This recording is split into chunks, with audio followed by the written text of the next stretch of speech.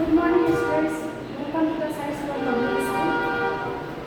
चलिए आज देखते हैं, ये क्लास है क्लास 9 के लिए, सब्जेक्ट है बायोलॉजी, समझ में आया?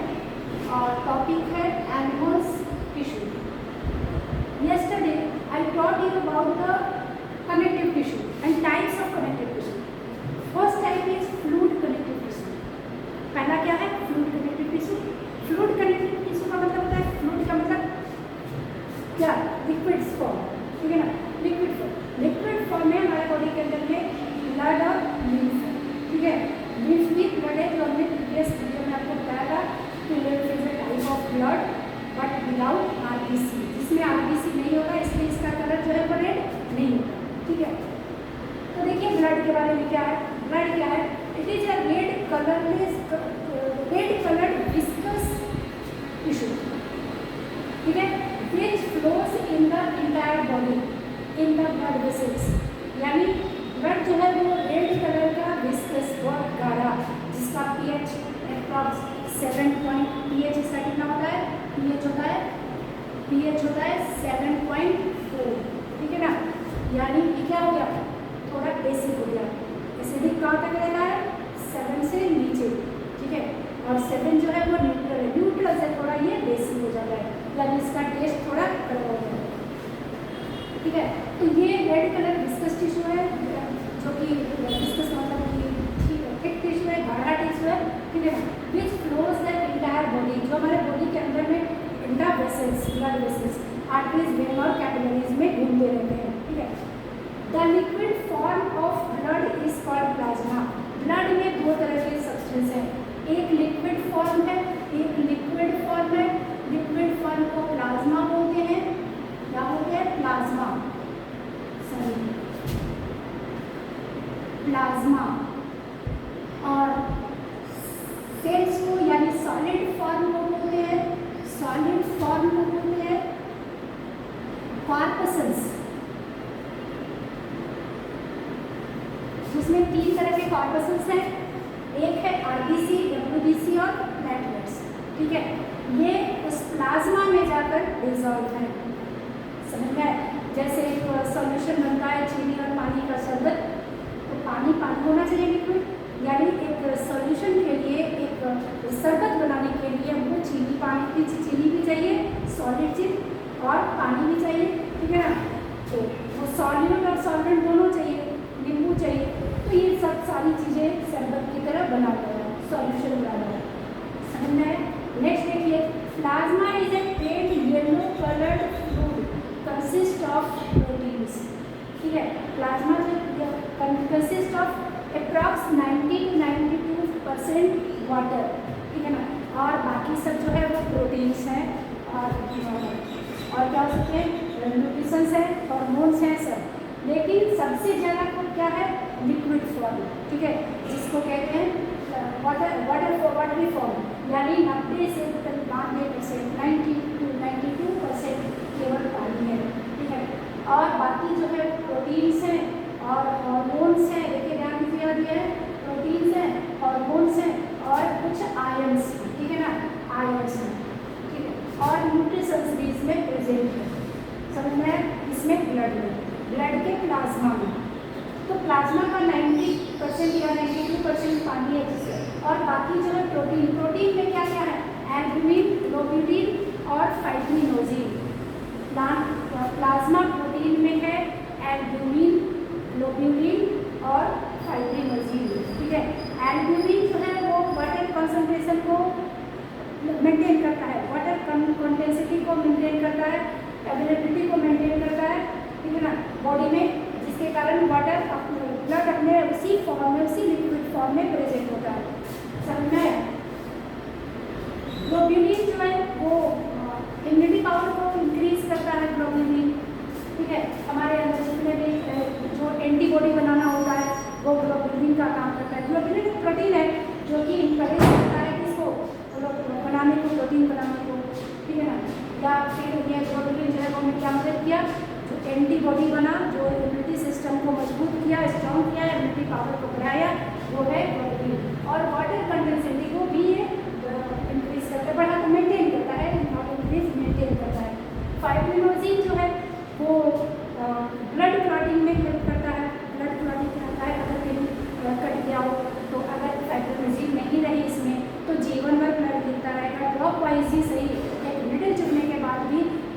उधर ब्लड गिरता रहेगा तो कितना ब्लड फॉर्मेशन होगा हमारे अंदर, ठीक है ना। तो ये फाइब्रिनोजिन जो है वो थ्रोम्बिन के सहारे, प्रोथ्रोम्बिन और थ्रोम्बिन के सहारे ये फाइब्रिनोजिन जो है वो ब्लड को क्लॉट करवा देता है। जैसे ही ब्लड ऑक्सीजन के कांटेक्ट में आता है वो ब्लड क्लॉटिंग हो जाता है, तभी तो कटे हुए जगहों पे ब्लड निकलना बंद हो जाता है। तो कंपल्सरी कुछ हार्मोन्स हैं जैसे कि हेपेरिन। हेपेरिन क्या है? हेपेरिन एक हार्मोन है जो लीवर द्वारा बनता है और ब्लड में सप्लाई होता है, ठीक है ना। तो ये हेपेरिन जो है बाकी जो ब्लड जितने भी ब्लड टाइप से हमने पढ़ा अभी, ठीक है, WBC RBC जो भी है, ये सारे ब्लड जो है वो कहाँ बनते हैं? बोन मैरो में बनते हैं। वो लंबे लंबे बोन्स जहाँ बॉडी के अंदर होते हैं, सबसे ज़्यादा लंबा और मोटा कौन सा बोन होता है? थाई बोन, ठीक है ना। तो थाई बोन में जाकर ये सबसे ज़्यादा बनते हैं।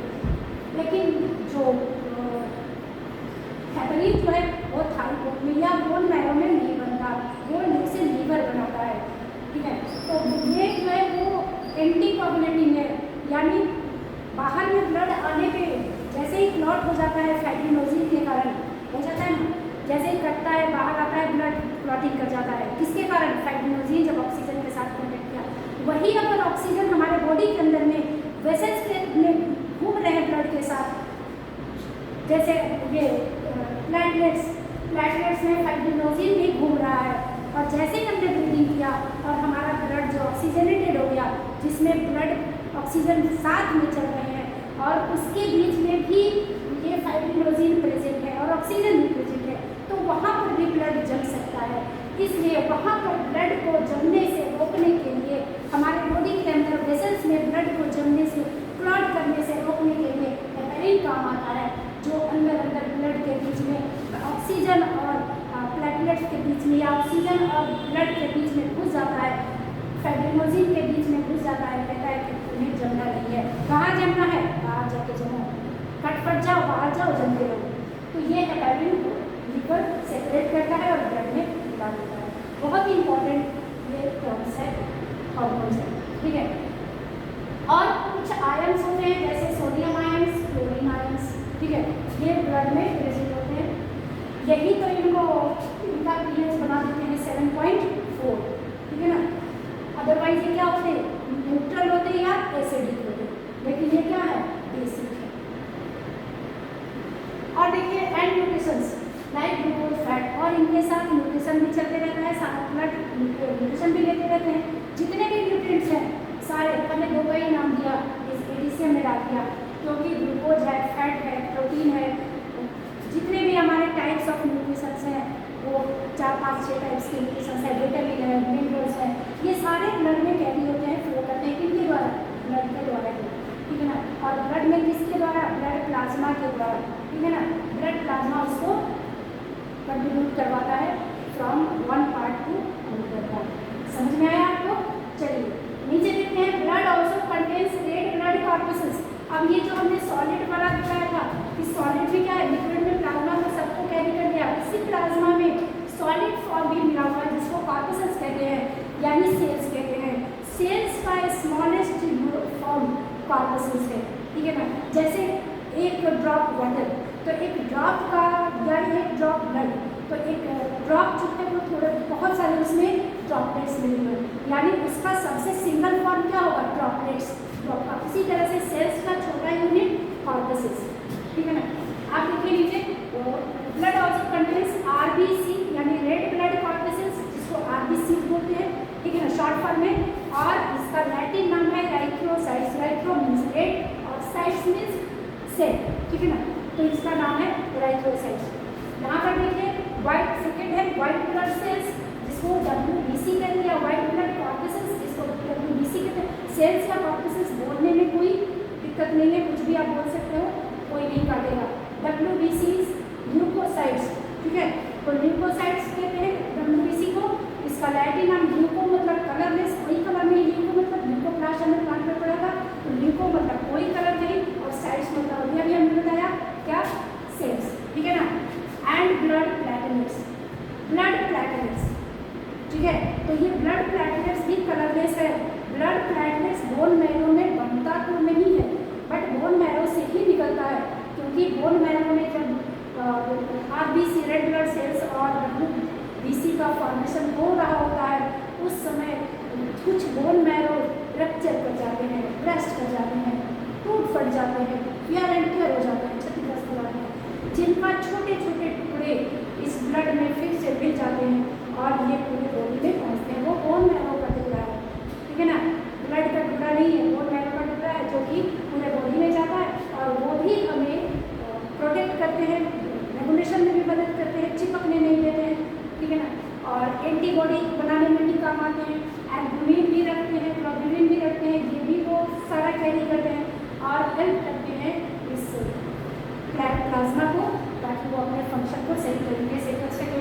नीचे क्या लिखे हैं, blood maintain and regulates the body temperature. Blood का सब मिलाकर ऑल ओवर ब्लड का मेन फंक्शन क्या है कि वो बॉडी के टेम्परेचर को मेंटेन रखे, ब्लड को बॉडी प्लाज्मा को रेगुलेट करे, ब्लड प्लाज्मा को मेंटेन रखे, लिक्विड फॉर्म या सॉलिड फॉर्म जो भी हो उनको वो मेंटेन करने का काम करता है, ठीक है। तो इस तरह से समझ लिया हमने पूरा वीडियो। अगर नहीं समझे हैं तो अपने कमेंट्स में ये लिखिएगा कि आपको कौन सा वर्ड समझ नहीं आया, ठीक है ना। तो इस तरह से ये नोट कर लीजिए इसको या स्क्रीनशॉट ले लीजिए इसको और इसको कॉपी पे 2 टाइम्स लिख कर लाना है, ठीक है ना। कितना टाइम्स लिख कर लाना है, 2 टाइम्स, और इसे याद भी कर लेना है। याद करने से आप ही को फायदा होगा आगे चल के। ये हर एग्जाम में कंपल्सरी इस टॉपिक के बारे में पूछे जाते हैं, पूछे जाएंगे आपका हेपेरिन क्या है, ठीक है, पूछे जा सकते हैं कि आपका ग्लोबुलिन क्या है, ठीक है, एल्बुमिन क्या है, फाइब्रिनोजिन का फंक्शन बताइए, ठीक है। ये आपको इसमें से बहुत सारे क्वेश्चन अराइज हो सकते हैं और खुद से क्वेश्चन आपको याद होमवर्क में देख देखिए, आपको एटलीस्ट आप 5 क्वेश्चन अराइज कीजिए, ठीक है ना। अराइज क्या कीजिए, arise 5 questions and write their answer, ठीक है। समझ गए बेटा, 5 क्वेश्चन इससे बनाइए इसी से और उसका आंसर लिखकर आप कॉपी